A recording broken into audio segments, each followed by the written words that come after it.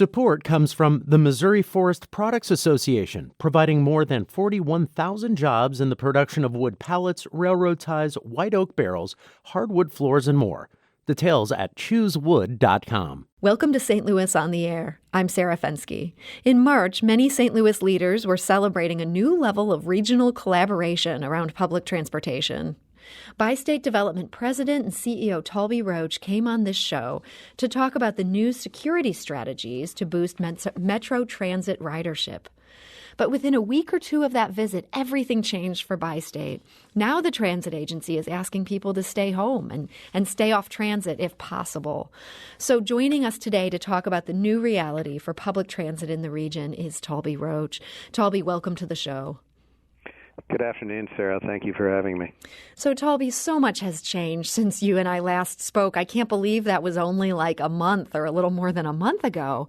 And public transit systems really seem to be in such a no-win situation right now. It seems like the workers most likely to ride public transit, they're the ones that have to go to work. But having people in close quarters really puts them at risk. Do you feel like you're kind of caught between a rock and a hard place right now? Well, I think everybody feels they're caught between a rock and a hard place. Quite frankly, we are just like everybody else in the community. This is a daunting adversary, and we're doing our best to fight it. But, you know, what we need to do is we need to pick ourselves up and do the best we can, and we're going to take every measure we can to try to assure health and still move folks around the city. It must feel weird, though, to be in a position where for the first time, and I imagine a long time in your career, you're not trying to boost ridership. Yeah, well, that's true. We're not trying to boost ridership as we are trying to emphasize, look, stay home, save lives, essential trips only. But remember, so we're actually going to go through a tuning in our system on Monday because, believe it or not, on some essential routes, so some of the larger crosstown routes like a Grand or a Kings Highway or even the Hazelwood 100, those are the essential workers who are going to, for instance, food distribution centers and to grocery stores and to the large health centers, and they still need to get there. Mm-hmm. They are the essential people, and we still need to provide that service. So we are shifting our service so that we can add buses actually to those routes so that folks have more space between them, so that we're just providing the kind of service that in very unique times is being asked for. So those buses, those routes have remained pretty crowded at this point. Yes, I mean, it's been extraordinary. There's been a few situations where we have had level to even slight increases at certain times of the day. And, of course, it behooves us to put more service out there so that folks can find distance. And, of course, then ask the general public, look, if you don't have to be out on the system, please stay home. We still need to move the essential folks around. So you talk about adding buses, and that does seem like a great idea. You know, these are people who have to get to work, and they obviously are relying on you to get them there. But at the same time, that means you need more drivers. Is that a problem at this point when so many people are worried about getting sick? Well, sure. There's a lot of pressure on our system, and, you know, it's our drivers who are, you know, the real heroes here who are still showing up to those shifts at 4:30 a.m., who are out there doing everything that they can to still provide service. And my obligation is to provide as many tools as we can to be sure that they're as healthy as they can be. And as a note, since March the 23rd, we have been testing 100% of our employees before they actually even get into the facilities. So out in the parking lots, we're doing temperature screenings and other health checks just as a measure. We're providing PPE, so masks and gloves for our drivers. We're fighting across the country to try to get those supplies in place so that we give the drivers the things that they need to do their job. If you're listening to this conversation, we want to hear from you. How has your bus or train commute been impacted by the pandemic we find ourselves in? And what do you think this pandemic could mean for public transit in the U.S.? Give us a call at 314-382-8255. That's 382-TALK. Or you can send us a tweet at STL On Air or email us at talk@stlpublicradio.org. And if you have questions in particular for Taulby Roach, we'll be happy to take those. Now, Taulby, earlier this month, we all got the sad news that one of Metro's own bus drivers had succumbed to COVID-19, and I'm sure that was just devastating for everybody at the agency. Are you worried there could be more to come? Well, of course. Again, this is. It seems that even with every measure that we take, our adversary is still working against us. But all we can do is take every measure that we can. If there are any ideas that will come from both my riders and from my operators, we're doing anything innovative that we can to try to do better, and really kind of honor the legacy of an operator like Dennis Wallace, who worked for us for 10 years, a dedicated employee who provided service to the community. And unfortunately, it's impacted us, and yes, it's rough.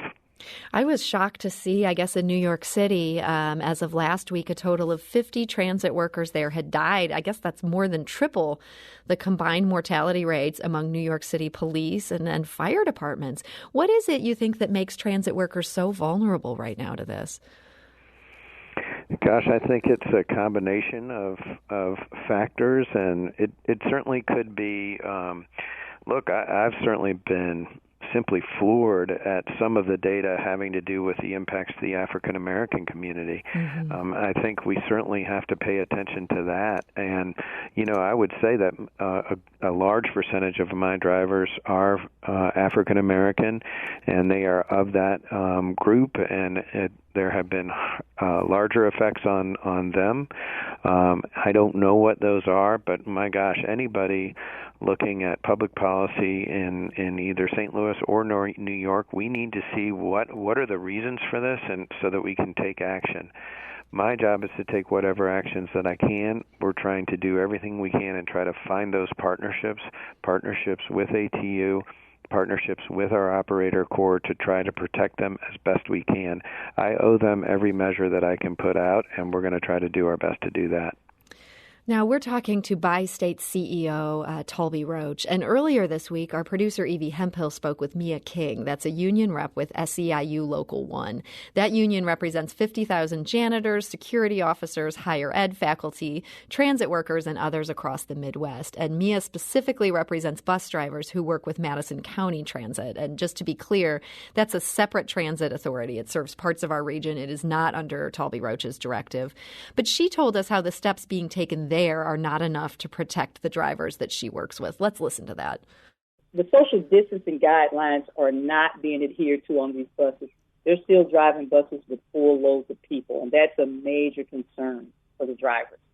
The PPE, they're not getting the adequate amount of supplies that they need to carry them through a day, because they're actually wiping down the buses throughout the day, and sometimes they may run out of the sanitizing wipes and have to wait for someone to bring them more wipes, and they're not being given masks. They're given like one mask per week, and that's just not acceptable. And Union Rep Mia King explained how Metro County Transit drivers are feeling. It's just a constant wave of anxiety that they feel right now. Every single day they're driving these buses. Like I said, they're overcrowded, without PPE. Passengers don't have, masks and gloves on. So it's just an automatic sense of anxiety for them with every passenger that comes on the bus. And that's Mia King. She's a union rep with SEIU Local 1, which represents transit workers as part of Madison County Transit. Again, not part of Bi-State Development. But Taulby, when we talked to the Metro's union president a couple weeks ago, he did share many of these same concerns. You said you have personal protective equipment for these frontline people, drivers in particular, I'm thinking of. What does that look like? Is there enough where they can change those masks when they need to, or are you having to stick with a pretty limited supply for now? Well, yeah. I mean, I'm not going to say that supplies are not limited and we're not fighting every day to try to get those, as many of my colleagues are. But we have been pretty successful in obtaining both masks and gloves. The first issue that we did weeks ago, was the operators asked for gloves, so we went out and got gloves first, and then as the pandemic has moved forward, we have added to that, and now we have masks in place, and we are providing essentially what are a KN95 masks, so not the high-grade medical. Those need to be reserved to the doctors and nurses, but this is another gradient than just below that. That is a good, effective mask that can be worn multiple days. We have criteria in there to try to protect the mask so it can be worn, from 2 to 3 days. But we have supplies in place and we are distributing them. But look, who wouldn't have some anxiety during this pandemic? It's reasonable. It's reasonable that President Reggie Howard has, of course, pushed me to try to come up with solutions.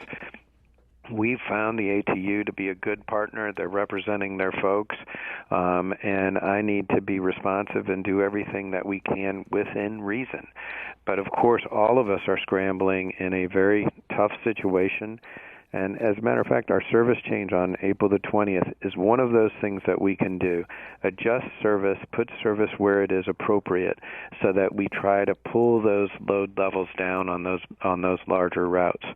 The numbers are the numbers, but what we need to do is react to them, be sure that we're making the tuning and to the systems so that it is appropriate for what the need is.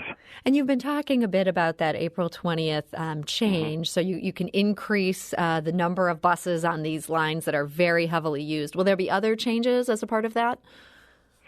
Yeah, so of course some of the smaller, more local neighborhood routes, there's a few of those where we'll be paring back service. Now, most of our ridership numbers through those have shown through the effects of COVID that some of those local routes have moved way down in ridership, and we'll be replacing some of that with some on-demand type partnerships that we have and supplementing that with our call-a-ride options. But there's no question what we're doing is shifting these resources. I will definitely say there's no question, Sarah, that today's paradigm of what's being asked for as far as service is different than it was March the 1st. So what our job is to listen to all these voices, even the critics, be sure that we're listening and do our best to adjust. Now, I'm always going to listen. I can't do everything for everybody, but if we listen carefully and try to see what is possible, be sure that we pursue that possibility and do our best to make the city better. Well, so in terms of critics, the St. Louis Economic Justice Coalition actually started an online petition to ask that you end fare enforcement during the pandemic. And I understand you've stopped collecting fares or checking tickets aboard Metro buses, but still have fare enforcement in place on the train system. Why the one and not the other? Well, quite frankly, this is one of the moves we made in conjunction and being kind of reactive to reducing the risk for our operators. And for instance, on the buses, there's a lot of hand-to-hand exchanges with cash and transfers. So, of course, eliminating that eliminated a vector for communication of infection. And so we took that off to try to lessen the risk to our operators. Now, we don't do that on MetroLink because, quite frankly, you can use a machine and there's not as much hand-to-hand interaction. But remember, there's balance to all of these things. And for instance, I can show you, because we review incidents in trying to always reduce any kind of conflict between operators and customers and so on. And we've also had problems with, for instance, now that the bus system, we're not collecting cash, where we've had loop riding and problems with behavior incidents on the train. Well, of course, I don't want the drivers to have to deal with that. I want to lessen their risk. So, there's always that hard balance, a fundamental behavior economics balance, and it's a hard question to always ask ourselves, and I'm trying to do that. I'm trying to do that in respect to, for instance, the opinions of our operators who are out there every day, and the opinions, of course, of our ridership. Sometimes those are aligned, and sometimes they're not. So maybe the St. Louis Economic Justice Coalition isn't really speaking for the operators of these trains. Well, I mean, maybe not, but I know that I need to listen to all of those voices, and I listen to all those voices and consult, of course, with my Board of Commissioners and, of course, with my electeds, and we go through these very daunting policy questions and try to do our best. I'm trying to do this in kind of a balance with what is overall health. For instance, if I were to increase, for instance, my screening so high that I was unable to get a workforce to show up, then, of course, I would have loads on buses, which would then be unhealthy. So you see, there's a balance between these policies. If I'm too stringent on getting my workforce out and I'm not able to put service out, then, of course, then we have excess loading on a bus route. So remember, these policies need to be seen in balance with one another. We're trying our best to do that. We've had a lot of help from individuals, and I accept all those critiques. I think they're perfectly fine, and a lot of them are based in some fundamental facts. We need to look at those facts within the context of other policy effects.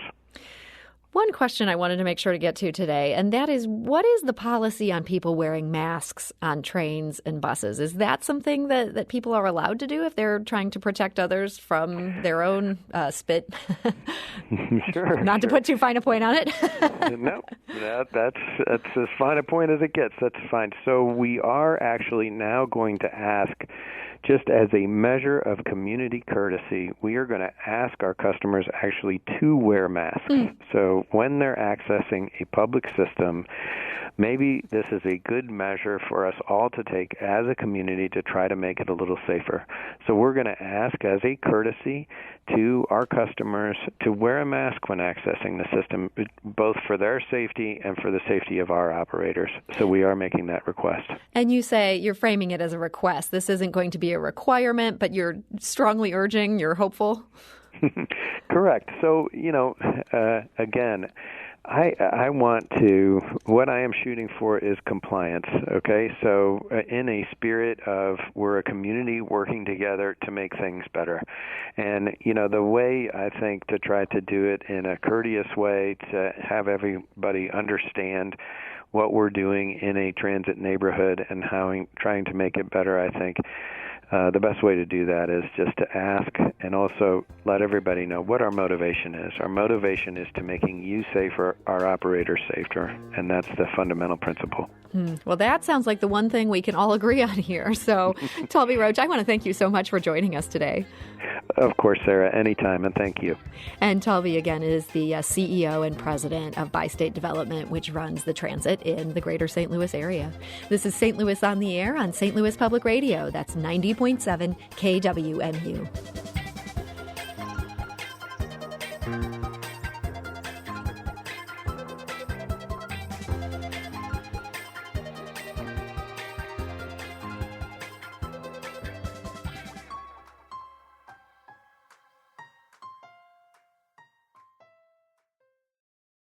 Support comes from Missouri Forest Products Association, committed to sustainable and sound conservation of the state's forests, which support more than 41,000 Missouri jobs, resulting in a $10 billion industry. ChooseWood.com.